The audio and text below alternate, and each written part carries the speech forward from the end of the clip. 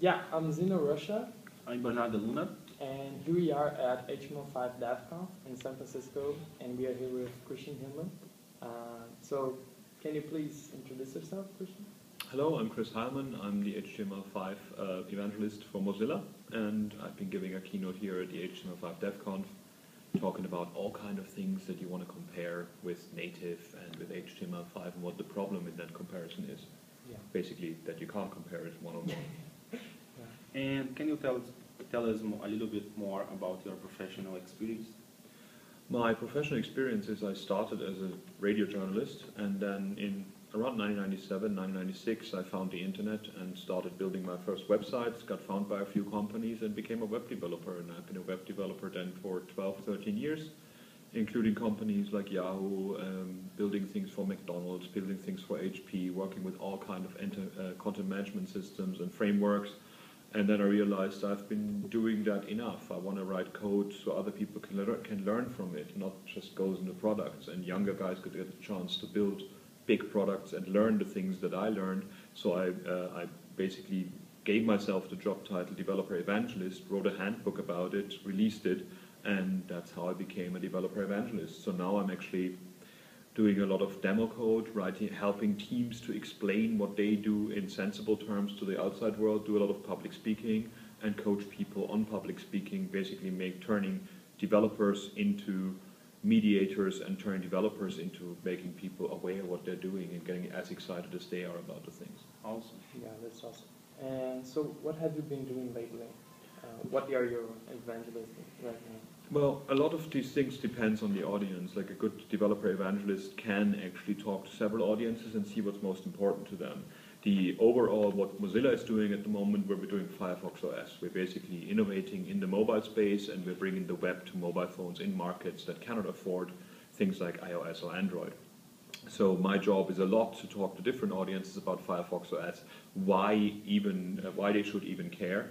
And there's a lot of great points there. I mean, like for a web developer, it means that you can reach millions of new developers or new end users that basically you cannot reach at all right now because they're just using feature phones. Yeah. And for like end users, it basically means that they have the full choice to have a phone that is affordable, that doesn't lock them into a massive contract, that they can actually surf the web like anybody else could with a new cool phone that they could never afford. Yeah, I really liked what you said today in your talk about Firefox OS is not competing with Apple. We don't want you to sell your iPhone or your Android because this phone is for markets like South Africa and those kind of things. Well, South America, Eastern Europe, basically emerging countries. I mean, there's no point trying to compete with a high-level product like an iPhone 5 or a Nexus 4 because there's so much marketing money behind that. There's so much manufacturing costs involved. We cannot do this. But what we really wanted to do is we wanted to bring the benefit of what the mobile web is to people who actually cannot get it right now. It should not be that I need a credit card and a very expensive phone to go online. When the web came out, this was not what I needed. I just needed to know somebody in university with a really bad computer that allowed me to read my first emails. And this is what it should still be. So taking on Android and iOS head-to-head is a very, very hard task. And I'm happy that there's open players doing it. There's like Ubuntu and there's like Sailfish and Tizen as well. But for us, it actually meant we want to expand the mobile market to everybody and not just to people who can afford it. And you've been traveling all around the world to give talks, and I wanted to know what motivates you to do that. What's your mission? Yeah. There's a few things there. I mean, first of all, I love traveling in terms of coming to other people and learning about different cultures and getting to know different people. Like seeing how they take and learning the differences in countries. A lot of people that go out in public speaking, they just bring an American message to everywhere, and then they're confused when people don't get their sports metaphors or when they really don't understand what's going on there. For me, it's like with my family where I grew up, with my dad being a coal miner and my mother being a housewife, we always went to the same camping ground in Italy for holiday by car. That was the only thing we could afford. So traveling worldwide was something that only film stars do. So we never saw it coming. And I worked for the Red Cross for a while instead of going to the army. And there I worked a lot with the elderly. And I found that people who are very happy in their old age are people who traveled a lot and were open to new experiences all the time. So I wanted to make sure that I can afford traveling in my whole life, and then somehow I got into a job where I get paid to travel.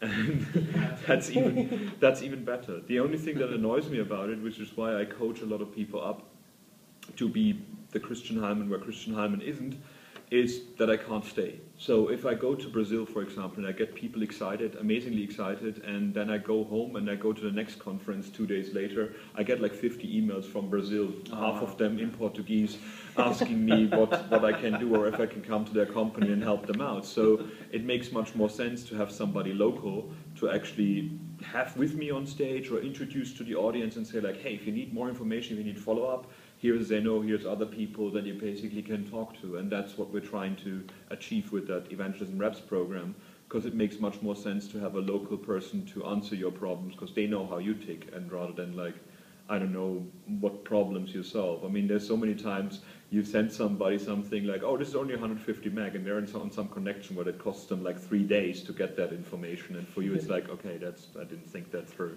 Yeah. So I think it's an experience thing, and I carry as much experience as I can while I'm still youngish, so it's good. Awesome. And can you give a final message for Brazilian developers? Keep the enthusiasm that you have for everything involving football and food, and put it into code, and you're gonna be totally fine. Every person I know in Brazil is a very outgoing person, and you know to use your bodies when you actually speak, and that's a lot of speakers don't do that properly. English people, we have to teach that first. Well, we're being rained on all the time. It's no wonder we don't like our bodies. But it's a very important message to actually realize that you can be successful worldwide, staying at home as well, if you're just open enough to actually throw yourself out there. And English is easier than Portuguese, so let's go for that. Yeah. Hey Christian, you are awesome. Your speech was awesome today, and I have a final question for you. What dog eating mango means? That was an in-joke. We had a dinner the other day, and somebody said like something about dog eating mango, and I'm still confused about that. So, sometimes there's wonderful idioms in your language when you translate it to another. It just means a big what the hell is going on. Okay. Thanks Very much. Thank you very much, Christian.